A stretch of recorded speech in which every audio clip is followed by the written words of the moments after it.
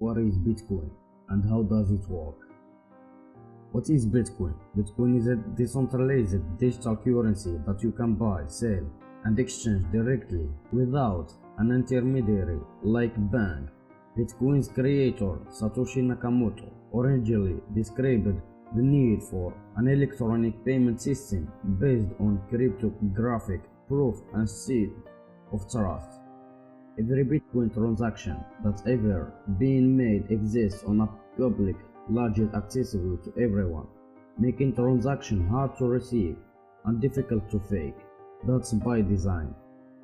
Core to their decentralized nature, Bitcoin aren't backed by the government or any assumed institution, and there is nothing to guarantee their value based the proof baked in the heart of the system. The reason why it's worth money is simple that we as people decided it has value, same as gold, says Anton Mozgovoi, CEO founder and CEO of digital financial service company Holy Held. Since its public launch in 2009, Bitcoin has risen dramatically in value. I thought it once sold for under $115 per coin.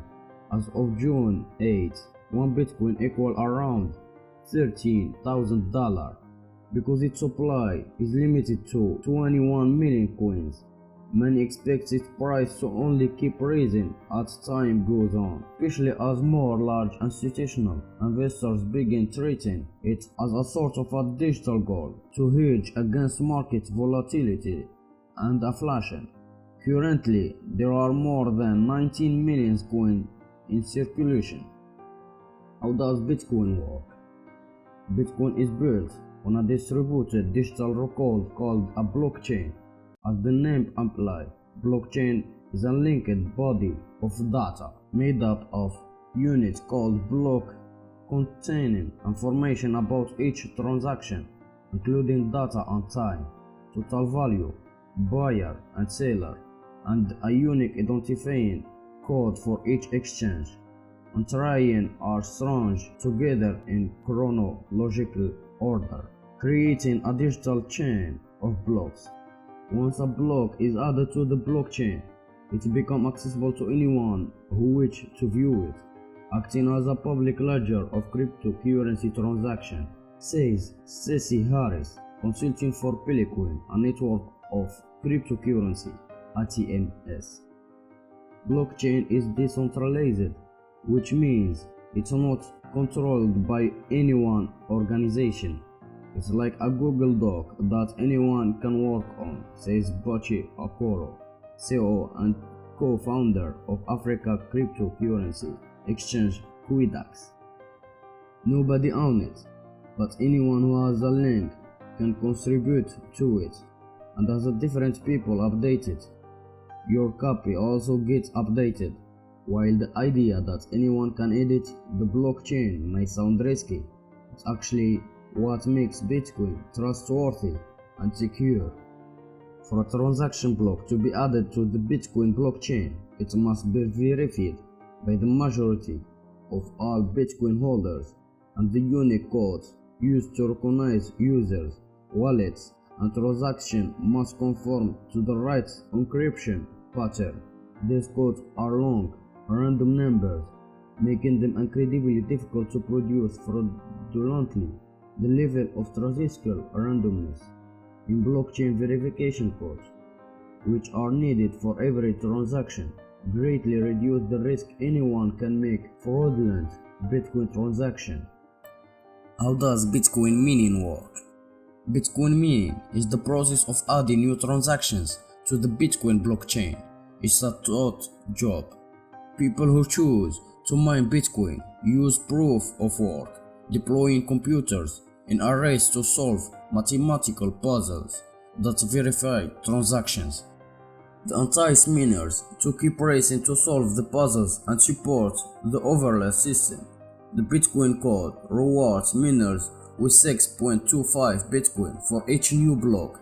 That amount of Bitcoin equals to nearly $119,000. This is how new coins are created. and recent transactions are added to the blockchain, says Okoro.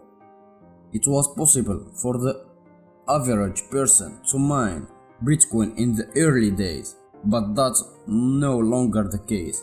The Bitcoin code is written to make solving its puzzle more and more challenging over time, requiring more and more computing resource.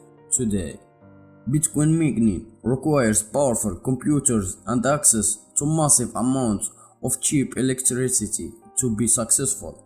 Bitcoin mining also pays less than it used to, making it even harder to recoup the rising computational and electrical costs. In 2009, when this technology first came out, every time you got a stamp, you got a much larger amount of Bitcoin than you do today, says Flory Marquez, co-founder of BlockFA, a crypto wealth management company. There are more and more transactions now, so the amount you get paid for each stamp is less and less. By 2140, it's estimated all Bitcoins will have entire circulation, meaning mining will release no new coins, and miners may instead have to rely on transaction fees. How to use Bitcoin? In the US, people generally use Bitcoin as an alternative investment, helping diversify a portfolio apart from stocks and bonds.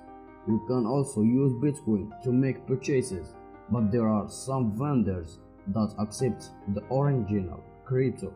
Big companies that accept Bitcoin include Microsoft, PayPal, and Whole Foods, to name a few. You may also find that small, local retailers or certain websites take Bitcoin, but you will have to do some digging.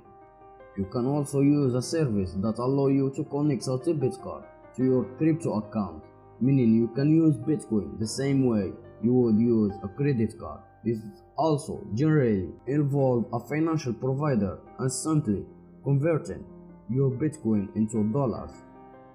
In other countries, particularly those with less stable currency, people sometimes use cryptocurrency instead of their own currency. Bitcoin provides an opportunity for people to store value without relying on a currency that is backed by a government.